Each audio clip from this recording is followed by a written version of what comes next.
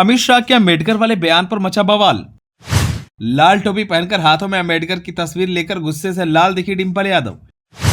सदन के बाहर डिंपल यादव ने बीजेपी के खिलाफ खोला मोर्चा। बीजेपी के खिलाफ जमकर की नारेबाजी। मीडिया के सामने डिंपल यादव ने बीजेपी को जमकर घेरा।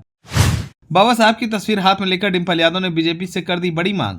चलिए आपको बताते हैं, बाबा साहब अम्बेडकर को लेकर देश में सियासी गलियारे में हंगामा जारी है। सदन में केंद्रीय गृह मंत्री अमित शाह के बयान के खिलाफ विपक्ष लगातार हंगामे कर रहा है। इन सब के बीच अखिलेश यादव और डिंपल यादव का बड़ा बयान सामने आया है। अमित शाह के अम्बेडकर वाले बयान पर अखिलेश और डिंपल यादव ने भारतीय जनता पार्टी को जमकर घेरा। डिंपल यादव ने कहा कि उन्हें माफी मांगनी चाहिए। इतना ही नहीं, डिंपल यादव ने संसद परिषद में बाबा साहब भीमराव अम्बेडकर की तस्वीर हाथ में लेकर प्रदर्शन करते हुए दिखाई दी। उन्होंने कहा कि संसद के अंदर भीमराव अम्बेडकर पर की गई टिप्पणी पर बीजेपी को माफी मांगनी चाहिए। हम भूतकाल की बात न करके वर्तमान की बात करें। सत्ता पक्ष की तरफ से की गई टिप्पणी की निंदा करते हैं। बीजेपी बाबा साहब अम्बेडकर के सिद्धांतों के खिलाफ है। बीजेपी कभी नहीं चाहेगी लोकतंत्र और संविधान से देश चले। डिंपल यादव ने आगे कहा कि अगर भाजपा की नीयत और नीति साफ होती है तो आरक्षण पूरे देश में लागू हो पाता।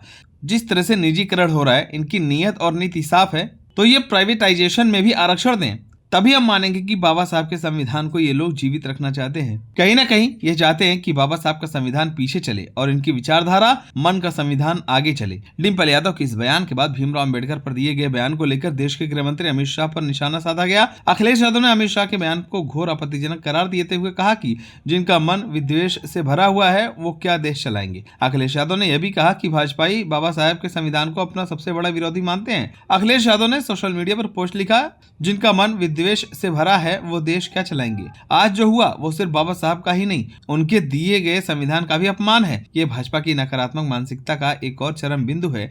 देश ने आज जान लिया है कि भाजपाइयों के मन में बाबा साहब को लेकर कितनी कटुता भरी हुई है। अखिलेश यादव ने कहा कि भाजपाई बाबा साहब के बनाए संविधान को अपना सबसे बड़ा विरोधी मानते हैं, क्योंकि उनको लगता है कि वो जिस प्रकार गरीब, वंचित, दलित का शोषण करके उनके ऊपर अपना प्रभुत्व कायम करना चाहते हैं, उनकी इस बदमंशा के आगे संविधान ढाल बनकर खड़ा है। घोर निंदनीय, घोर चिंतनीय, घोर आपत्तिजनक। जन जन कहे आज का नहीं चाहिए भाजपा।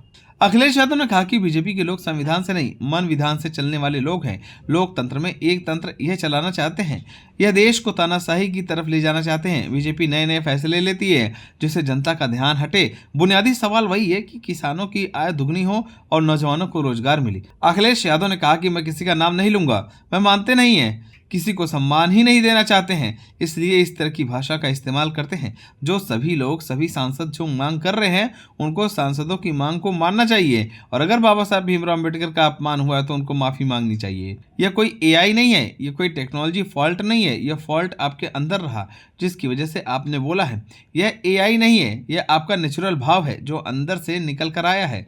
इसलिए हम लोग कहते थे कि लोकतंत्र खतरे में है, संविधान खतरे में है, और वह बात आज सामने आ गई। राज्यसभा में और लोकसभा में बीजेपी के लोग संविधान और लोकतंत्र पर विश्वास नहीं करते हैं। आपको बता दें कि सदन सत्र के दौरान अमित शाह ने अपने भाषण के दौरान डॉक्टर अंबेडकर की विरासत पर बोल रहे थे, और अमित शाह ने कहा कि आजकल अंबेडकर का नाम लेना एक फैशन हो गया है। अंबेडकर अंबेडकर अंबेडकर, इतना नाम अगर भगवान का लेते तो 7 जन्मों तक स्वर्ग मिल जाता। अमित शाह के बयान के इस अंश अंबेडकर का नाम लेना एक फैशन हो गया है। अंबेडकर अंबेडकर अंबेडकर, इतना नाम अगर भगवान का लेते तो 7 जन्मों तक स्वर्ग मिल जाता।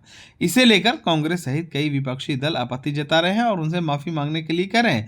कांग्रेस सहित विपक्षी दलों के नेताओं ने संसद में प्रदर्शन भी किया, और मल्लिकार्जुन खड़गे ने तो पीएम मोदी से अमित शाह को अपने मंत्रिमंडल में बर्खास्त करने की मांग तक उठा दी। आप सभी का इस वीडियो पर क्या राय है, हमें कमेंट का जरूर बताएं। अगर आप नए हैं तो हमारे चैनल को सब्सक्राइब करें।